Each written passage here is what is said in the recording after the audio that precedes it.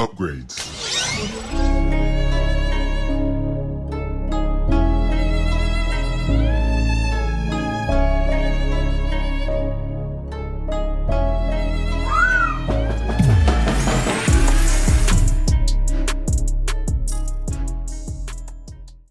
Hey, what's going on there, everybody? This is Sammy Leggett here representing TeamJVS, here to give you guys another series review. I'm talking about HBO Max's Velma. Yes, this is Velma that is based on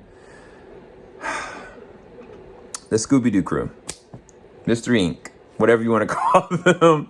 Shaggy, Scooby, Daphne, and of course Fred and Velma. Now, Fred is being played by Glenn Howerton. Daphne's being played by Constance Wu. Shaggy, actually his name is Norville Shaggy Rogers, being played by Sam Richardson, and of course Mindy Kaling is playing the role of Velma. Now, I was intrigued by this because it seemed like a dark retelling of basically the Scooby-Doo crew, but it was just weird because they told us very upfront that there is no Scooby, right? And I was kind of like, how do you have a Scooby-Doo crew with not Scooby, but then the point person's Velma? So I was like, okay, this is going to be very intriguing, but also it's adult themed. So I was like, there's going to be cursing, there's going to be nudity, there's going to be hijinks, there's probably going to be actual murder. And all of those things are very true. Off rip, very first episode, there's an immediate murder without spoiling too much.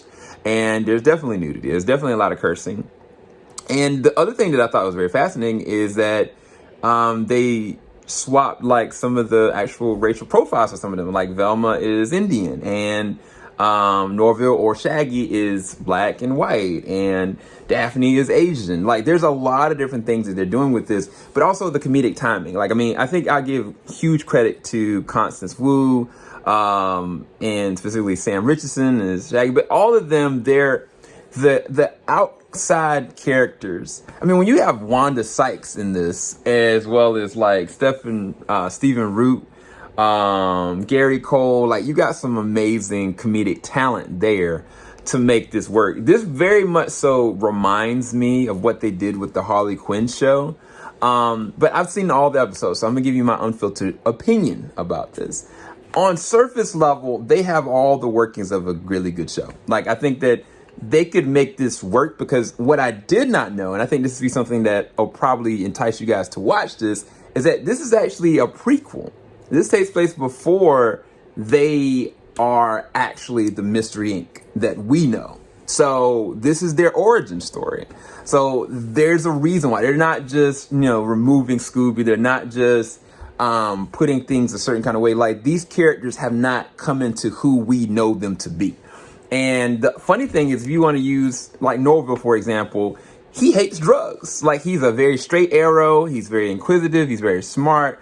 Like, he's a genuinely good friend, but at the same time, there's a lot of things surrounding him that make you enticed to see these characters come into their own. Like, using Fred, for example. Fred, he's not a leader. Like, he's the pretty boy. Like, from the running joke is that he hasn't even reached puberty yet. And yet,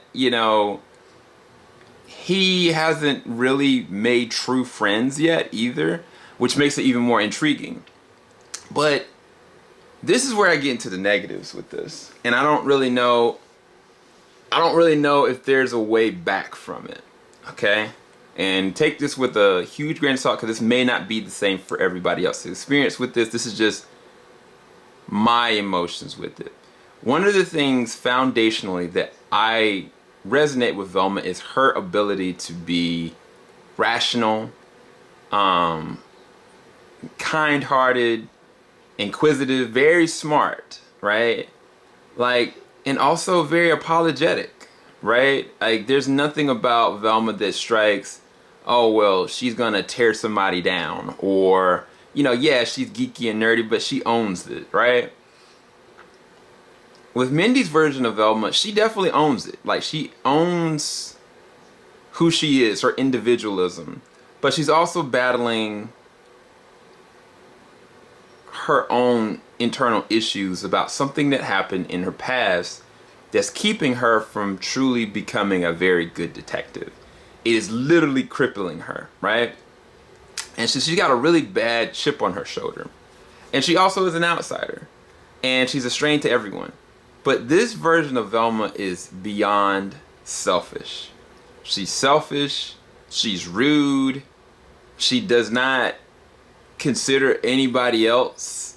Like, before it'd be kind of like, yeah, Velma, like, she'd be so focused on trying to figure out what was one thing, sometimes she'd miss something else, you know, in terms of the mystery. But it's never like, oh, well, she doesn't care whether or not, you know, something happens to somebody, or, you know, or wants to willingly hurt somebody. Like, this Velma is just rude, dark, and unaccessible. I think that's the biggest thing I can say, is because it's like, I'll use a really big example. Wednesday, right, you have a person that is literally a killer.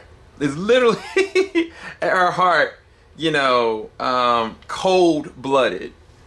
And she owns it. She's rude and rash to everyone around her, right? But she finds ways of understanding and empathizing, relating, where she never has done that before, right? Velma, we know Velma.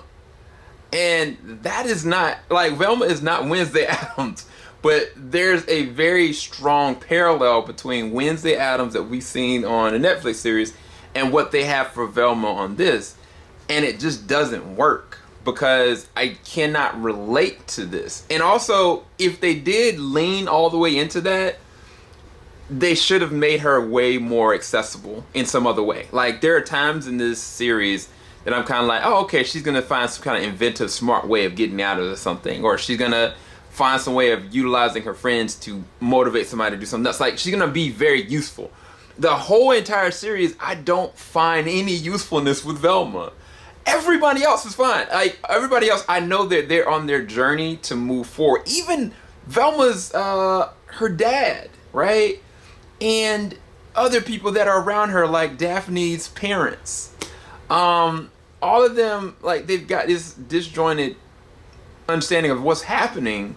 And yes, Velma is very perceptive of what's happening, but the way she interacts and relates to anyone is just completely inaccessible. And it's weird, because it mimics what Wednesday Addams did, but that was done better. And I think that's where I have issue with this. Like, I don't like or care where Velma is going, but everything outside of Velma and everything connected to Velma, I'm intrigued by. Like, all the other members, like, I'm curious to see where it goes. And the other thing about it, the way that this ends, they don't even find any resolution to how this, because the whole entire series is built off of something that happened in Velma's past that marked her for life. And then it kind of comes back in present, you know, and she can't get past it because she needs to figure out what's happening. And everybody else in the town could be in jeopardy because of these deaths. Well, by the end of the series, you don't know. And on top of, you don't even get any kind of results of understanding or clarity or anything like that. I mean, everybody else kind of grows, but Velma really doesn't. Like, there's a relationship that I thought, you know, this would be very interesting take that they could do with Velma. And even with that, they don't approach her understanding or logic behind what she's doing. Like, Velma is literally all over the place, completely inaccessible, and almost not likable. I don't really know how to put it. And I think that is the detriment of the show. Like, Velma is not Wednesday Addams, and she is not Harley Quinn. And if you wanted to approach it like that, then you find ways of interweaving the Velma that we know and taking this version and owning it. And I'm not saying that they can't, because technically Harley Quinn, you look at the first season, first episode, she was with the Joker, and she wasn't, but we see that track. And this, if I found some kind of way of connecting and liking Velma outside of her relationships, outside of her love interests, those things are what make me intrigued to keep going, but not Velma at all. And for a show to be called Velma, I just cannot. I rest this at a 4 or 5 out of 10. Like, I'm like the 5 points deducted is because of Velma. And it's sad because there's some great voice acting going on. There's some great setups that are happening, and it's very intriguing. But no, I can't do it. I can't do it. And I feel like I'm being very gracious with the 4 and the 5. Because I think that animation is on point. I think that the way that they're using it, the adult theme of how they're doing things, it is very intriguing. It's just every single relationship that Velma has, like, it's just completely alienated, and I just can't. Let me know what you think of Velma when you get to catch it out. I will do more series reviews very soon. I'll talk to you guys later. Keep it locked. JVS, we ain't gonna stop. Peace, guys.